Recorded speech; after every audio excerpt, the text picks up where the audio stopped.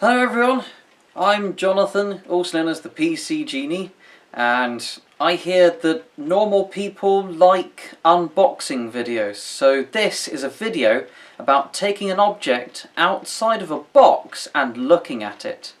So let's get to it, shall we? So I bought a new item which hopefully should help out with my channel and doing things like making blades, because I'm hoping to get some more fuel for my gas-powered forge, starting to make more blades, and this will be a great tool for sharpening and shaping them.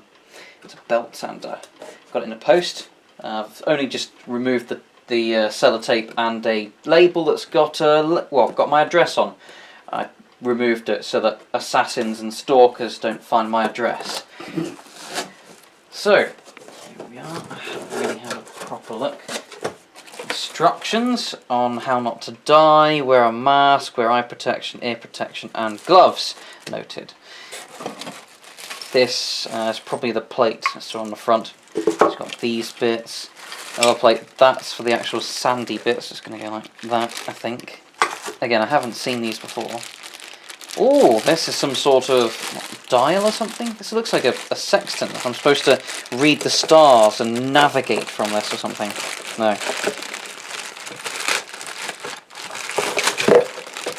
Shred the packaging. Probably, what does it say on the outside? Oh, Allen key. Warnings, bag is not a toy, children will choke and die, etc, etc. Okay, so it's got... Oh yes, no, I remember it said on the box, yeah, it can, where is it? One of these says that it can tilt, or it was some in a description online or something like that. But let's head back to the top and have a look at the box. Oh, polystyrene. Everyone loves polystyrene except when it breaks up and bits end up everywhere and it takes forever to clean it up. Let's throw that away. Bits already falling off it. So this is the main item. No sum assembly is required, but it's from what was described in reviews or in the description somewhere.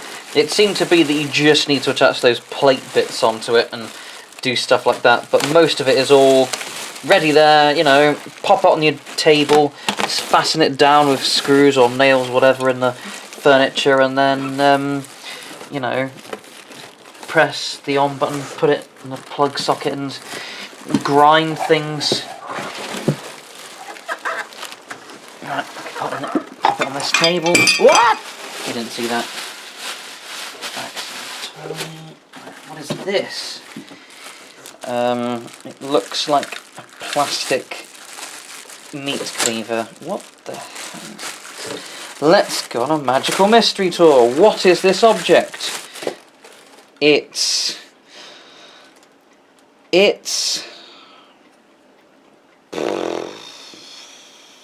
I'll find out later. Is there anything underneath? Take this polystyrene out. I think it's just... No, it's just the bottom of the box.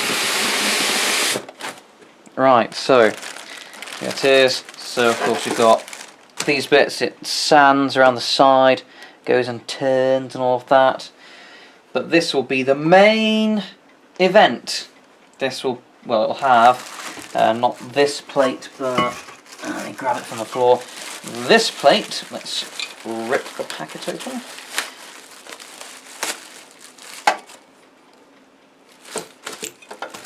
Metal powder dust on the bottom. Anyway, so it goes something like that, and then kind of goes like that, sort of.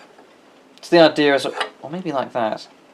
The idea will be, it'll have maybe the blades, and it'll go at an angle, and it'll keep, you know, sanding and shape the tools. So it'll be very useful for doing things like sharpening. I've previously used things like the angle grinder, which was very crude and did not put any decent edge. There's a kitchen sort of knife sharpener that, you know, it's a very slow process and only works on blades that are already, you know, fairly sharp, and just sort of get them up to speed or whatever. And then there's the bench grinder, which I've got, which is alright, but it puts, because of the fact that it's, you know, it's a round, you know, stone, because of the way it's shaped, it means that you end up with a concave edge. You end up with what's called think it's called something like hollow ground or something like that, which is great for making blades that can be exceptionally sharp at their point, and then sort of, you know, taper more suddenly. But I find they don't make the most durable edges. I'd rather have either a standard, you know, straightish edge, or something that's more convex, a bit like an axe blade, because, you know, you can get a very sharp blade if it ends at a, I think it's called a terminal point, but, you know, it's still a sharp blade, but it's more durable than having something like a hollow ground edge, which is more suitable. Oops, I just thrown something away. More suitable for knives.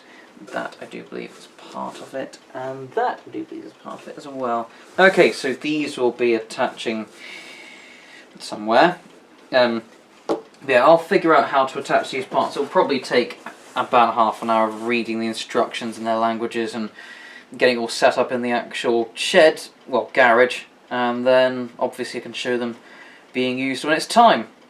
So yeah, this is an unboxing video. Tell me if you like it or not, or whether I should actually get back to more informative stuff. And that's it for today. Goodbye.